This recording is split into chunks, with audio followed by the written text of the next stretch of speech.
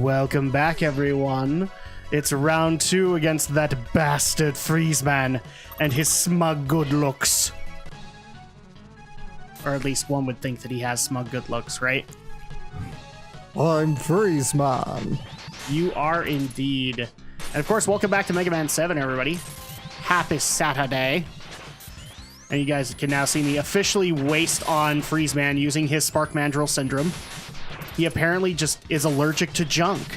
And there you go, dead. Well, that was easy. Exactly. The only reason I took that death in part 2 was because I knew I didn't have the health to pull it off. Yay! Hey, look, we're gonna go into more self-relevant stuff. The freeze cracker fires ice bullets, doesn't it? No shit. Yes, and the bullets will split when they hit the ground. I still love the fact that we still occasionally here and there get somebody asking, like, why on earth are you doing that dumb voice for Dr. Light? Wait one more game, people. Wait one more game, and you will understand. Oh, wait, we're going back to the lab. Welcome home, Mega Man. Dr. Light! What do you think of bass? Bass! For the love of God, Adam, it's bass, because everything in Mega Man is musical. Alex, drop it. His actions don't seem to indicate a threat. I don't believe he is our enemy. It's not a fish. No, drop it's it. A music reference. Drop it. I know what it is. Alex, let's say drop it right. You guys both drop it. How is it? What is this? Wily is attacking the Robot Museum. You must weave now, Mega Man. Yes, he's attacking the Robot Museum. Yes, there is such a thing in a world where Dr. Wily exists and he corrupts robots. Don't you think the first place that Dr. Wily's gonna go is the frickin' museum? Oh, by the way, you can have a nice little highlight of Snake Man, Blizzard Man, Pharaoh Man, and Heat Man in glorious 16-bit. It's like Gotham City. Oh, by the way, hi Guts Man. And in the background, you can also see Skull Man and Ring Man. I have a feeling this character is just gonna drive you nuts. It's bass, because it's Mega Man, and it's all musical references. I'm not Keiji Inafune! Inafune named him Bass! You spell... That's not... Adam, B-A-S-S is how you spell the musical instrument. Shut the fuck up right now. Hey. No. I'm not Keiji Inafune. I am not the creator of Mega Man. He not- is the guy who named the character. The guy named the character Bass. I'm sorry you don't like that, but the bottom line is that's what it is. Now shut up about it! No. Oh my gosh. How is... Adam, listen to me before you interrupt again. That B-A-S-S is... I know what you're going for. That's why I'm interrupting you. That's why I keep saying, don't interrupt me, because you clearly don't, because you keep saying bass. It's not a fucking fish. hell. It's not a fish. It's a musical term because it's like Rockman and all the other. I'm a filthy casual. Will you guys both stop it or I'll pinch you both? That's a great way to start. But I was saying that also... Mega Man, it's a disaster. Will you shut up, Wily and his Wily? robots I mean, Light. are rampaging through the middle of the city. Get going. So basically what people are wondering what that means is, because this argument's going nowhere. Like I said, you got the first 4, now the last 4 get unlocked. But I was also saying, when you're talking about the Robot Museum, it's like Gotham City. You know, Gotham City always has exactly. It always has like a precious jewelry museum or art museum, even though it's filled with people who are, of course, gonna steal it. Exactly. Now, people might wonder, why the hell are you going back to Junkman stage? So this is one of the things that actually got influenced over from Mega Man X. Is that you want to actually visit the Robot Master stages more than once because there's tons of secrets within them that can help out. Proto Man kind of alluded to this kind of thing. Like, you want to go back and you want to check out the secrets because it can benefit you. This one, in this case, we actually couldn't get the final rush letter until we beat Freezeman because you need his power up to get it. So that's why we're actually going back and doing Junkman stage, and eventually we actually will go back to a number of these other stages because they have other secrets that we can actually unlock. Again, this is a feature that you're not familiar with, Alex, because we haven't played Mega Man X yet. Right. But it's something that people loved so much that Capcom said, hey, you need to implement this in Mega Man 7 since it's coming over to 16-bit. It's kind of like an RPG-esque kind of element. You want to go back, you want to discover what you missed, just so that you can get that extra advantage. And in particular, I don't know if you've actually noticed. Did you notice the third rush component we have? No. It's called Rush Search. Oh. So you actually can send out Rush and he'll search for objects, but only if you're in the correct, like if you put him in the correct area. If you haven't put him there, then he won't search for it, or he won't find it. But here you go. This is the last one we needed, which was S. Ta-da! And now we get the Rush Adapter, which some people have already corrected me. The Rush Adapter is actually a fusion of both the power suit and the jet suit from 6. Because when you power it up, instead of getting a big cannon blast, you get the knuckle going out. What, you're giggling at that? Is a knuckle cute to you? Yes. Okay, all right. I don't know what to tell you about that then. Especially if it's Ugandan knuckles. Oh, I haven't seen Ugandan knuckles, believe it or not. So I actually did want to show off the Rush Adapter that you can get. And like I said, it works a lot different than 6. So now it's a permanent suit, but also doesn't give you like a jump gauge or a punch gauge. It's just you get a double jump, and you also get this punch to go out. Okay, cool. So the other thing, too, that I'm really sad about is that I forgot to get something while I was in Freezeman stage. And you died. Yeah, I'm committing suicide, because the one thing I wanted from Freezeman stage was called the exit module. It allows you to instantly exit with all the stuff that you've gotten, kind of thing. Uh-huh. And I forgot to get that with the Rush Search when I went to go kill Freezeman, because I suck. So I'm committing suicide really quick. And there you go. You guys didn't have to go through a game over screen or anything like that. So we're going to go through... You can't just start select out of a stage? Nope. See, here's the thing. Where X actually gave you the exit button, period, this one they decided to say, well, how did he get it in the first place? And therefore you have to discover it or buy it. Buy it? We'll cover that in a little bit. There actually is a shop in this game. Don't worry, Alex. There's no microtransactions. You don't have to worry about putting in your credit card. I promise. I can see the look on Alex's face, like, did you just put me into a Mega Man game with Mega? No. They didn't exist at this point. Of course they didn't exist. It's the SNES. Yes. Well, I mean, could you really put it past Nintendo if they had the ability to do microtransactions? They'd do it. In the 16-bit era, they do it. I'm not so sure Nintendo. EA, sure, but... No, I'm going to give it to Nintendo, too, because remember, this was when they were tyrannical dictators, because they were successful. And how dare you be successful? Well, they're always tyrannical dictators. Yes, but this was especially an era where the power went to their heads. A lot. For good reason. I mean, you know, they were the most successful console on the market aside from the dead heat that Sega gave them for a while. But by the time this game came out, it was pretty much decided. Remind me, when was this game released again? I want to say 97. Actually, Andrea, you have the tablet of all-knowingness, that research tablet. I love the fact that somebody bounced that back at us and went, Alex just wants you to get a tablet so he can look up porn. Yeah. I guess I can't put that past you. No, he's not looking up porn, guys. I know. I'm looking up hentai. No wonder we have to do all of these tentacle levels. So this is actually how the Rush Search works, but you notice he's just sitting there barking. Nothing there. So at that point, what you have to do, unfortunately, is leave the area because he won't leave otherwise, or you have to disengage the Rush Search. And I actually got it wrong. He's really close to where Freezeman is. Is this Mega Man 7? Yes. Don't do X7. Wait, we'll get to that shit stain. What's this one? March 24th? 1995. 1995. So, yeah, because the PlayStation, like, when it had just barely hit the scene was what, 97? 96, 97? 96, 97, yeah. That was the dawn of the 32-bit console. Yeah, Sega was still... I mean, I think we're still in the point of Sonic 3 and Knuckles, so Sega was still in hot competition. Saturn was the Johnny-come-lately. No, the N64 was of that generation. Yeah. But I remember, like, PlayStation came first, then Saturn, and then N64. Because I remember there actually was a little bit of a gap between PlayStation and Sega Saturn.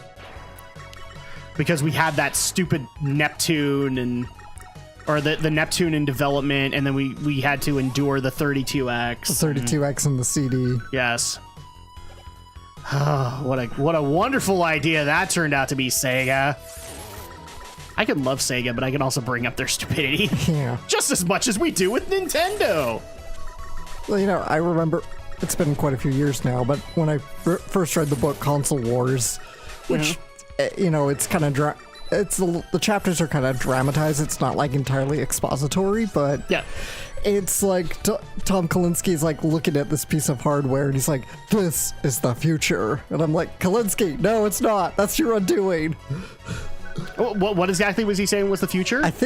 I want to say he was talking about the Sega CD or the 32X, one of those pieces of hardware. I mean, kind of, but not the way you were doing it. That Sega was looking at, and he's like... Like, the 32X wasn't. That was just basically 32-bit games, which were being done better on CDs anyway, not cartridges. Yeah. Because, guys, I hate to spoil this to you, but cartridges just didn't have the space for what people wanted to do in the 32-bit era. Remember, the 32-bit era is kind of what defines everything past that. Like, that's why games have a cinematic feel to them now. Everything before then was just, you know, arcadey kind of feel. So we actually found something. So he's digging. And boom! There's our exit module. So now what I can do is just go into the menu, and I have a big exit button. Now I can leave the level. Sweet. Now it's time for us to go take on our first new Robot Master, Slashman. Slashman. Or as I like to call him, Wolverine. Adamantium Rageman. He looks like Wolverine. Seriously, Marvel or Capcom later on did X-Men games in this generation, and I swear that pose that he does is the same thing they've got. Okay, meanwhile in Jurassic Park. No. Robo Jurassic Park. There's a difference. Robots, people. We live in a world of robots. And where robots can apparently be named after fish instead of musical. I'm not even going back into that. Okay, let's anyway, so here's the Russian after at work. Let's just name him Fred from now on. Jump. That is amazingly helpful in these levels. That's cool. Because now we can do the level exploration now. We don't have to come back later. Now just think of like if you were brand spanking new to the Mega Man franchise, you wouldn't actually know that you could do that. Oh, this is another feature that came over from Mega Man X. Vehicle focus. When we get to X, which we will, you know, I've said it a couple times, we'll get to X because you need to see that, you know, the darkening of the Mega Man franchise. One of their biggest focuses was adding vehicles into the mix, including like mechs that you could pilot or motorcycles. And this was Mega Man's kind of cheeky take at adding that in. Yeah. And I think we'll even have stuff later in Wily's Castle that also closely implements that. Whee! Why did you go down there? Because this is where it's going to lead me up here anyway. Oh, then. See, there's another ladder right there. So you went down there I could have sworn I remembered an E-Tank being down there, but here's the other thing, too. Hi. You can't get too many E-Tanks in this game. It actually caps you off at 4. If you have any more than that, it'll literally... Your E-Tank goes off into the ether, and it's never seen again. Oh, hi, Robo T-Rex. That can only be hit in its glass jaw. Literally, it's a glass frickin' jaw. Boom! No parts, no nothing. He just disappears into the ether. If only Dr. Grant knew. All he had to do was sock him on the jaw. He would have been fine. This is also supposed to be another gauntlet moment that sucks, but if you have the junk shield, this is actually another thing that somebody pointed out I didn't mention. This is actually better than the original Mega Man shields. Why? Because it takes more than one frickin' hit.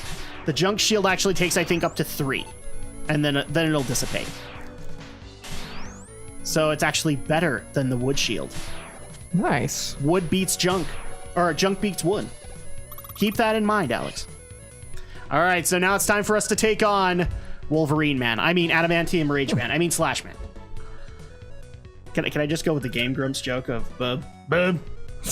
I haven't gotten that far yet. Oh, dude, you need to watch that. That's hilarious. I am, but I want to wait till we finish first. No spoilers. Hey there, bub. I watched their first episode, but I'm like, oh, well, I don't want to spoil because I want to see how we get to go. Oh, dude, I'm allergic to cold, bub. Why'd you do that to me, bub? Why did you do that to me, bub? You colded me right in my butt, bub. Why'd you do that? Now I'm gonna have problems with my lumbar support, bub. Sorry, I have to make these jokes because he literally looks like every Wolverine design that Capcom did after that point. Ow. Jesus, this is gonna be close. It really is. Oh, I will make it work. And boom. You did it! He got ice up the butt. I'm so mean. And yet, I don't care. So Slash Man is beaten. And this is something you'll probably appreciate from these. We can actually have more color schemes for Mega Man. Nice. Because the Super Nintendo could do more. The Slash Claw cuts things apart, doesn't it? I don't know, does it? Can we just call one of these parts? I don't know, does it? Yes, but it has limited range. Which is really funny because when you look at things later, Mega Man technically has more range than Slash Man did. just a tad. It's like, okay, it has a limited range, but that doesn't seem too bad, everybody. So, speaking of shop, this is another added feature that didn't come from X, actually. This is something they decided to do that was kooky for Mega Man. You remember our buddy Otto? Ooh, Otto Man. Welcome to Big Eddie's. I'm Otto, Dr. Light's #1 student. It's named for the little guy, by the way, Eddie. Unfortunately, I've lost one of my bolts, and so I have a couple of screws loose. If you find my hyper bolt, I would appreciate it if you bring it back here. Anyway, I'll try my hardest. I'll make items out of any other bolts you may find. And we've been collecting them throughout the game. Select the item you want me to make. And so now you can actually purchase extra lives, energy tanks. A W tank is basically you could take a robot master power and fill it. Kind of like an E tank for those. You can also do like a temporary beat summon if you really want beat. And even later you can get other power-ups. But keep in mind his hyper bolt. Yeah. Because what basically happens is you notice that things are kind of expensive. Yeah. Hyper bolt will basically make it so that he cuts everything in half. So the prices will be significantly less. Almost to make your trek through Dr. Wily's castle better. What is the currency and where it comes from? Bolts. So you'll notice the tiny little bolts that I've been collecting throughout the game. Right. That's the currency. Okay. Springman. Okay, it's time to bring this up. People might remember in previous Mega Man playthroughs where I've mentioned back in Nintendo Power, they actually did a Create Your Own Robot Master contest. And my brother made some and submitted them. And we've always had the kind of lurking suspicion that this was his design used for Springman. The only thing that we know for a fact, because I actually had to talk to him about this, we don't know for certain is the fact that he didn't put springs as legs. Right. He just made the upper section all springs, but it looked like that. Not kidding. On graph paper.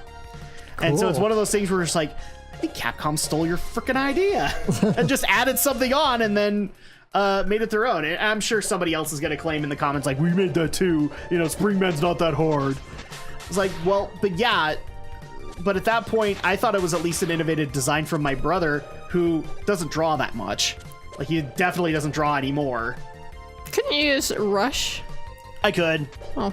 But I goofed. I could technically use that Rush adapter, too. I done goofed. How many people had these toys as a kid? Just Slinkies or what? Slinkies, yeah. Yeah. I've been told that as a kid, I was rather obsessed with Slinkies. I could literally play for hours just taking the Slinky and flinging them down the stairs. Well, everybody loves a Slinky. Yeah. Apparently so. Apparently I was chronically addicted to them. I can't confirm that, but I'll take people's word for it. And unfortunately, we've come across that time once again. So when we get back, we will take on Springman.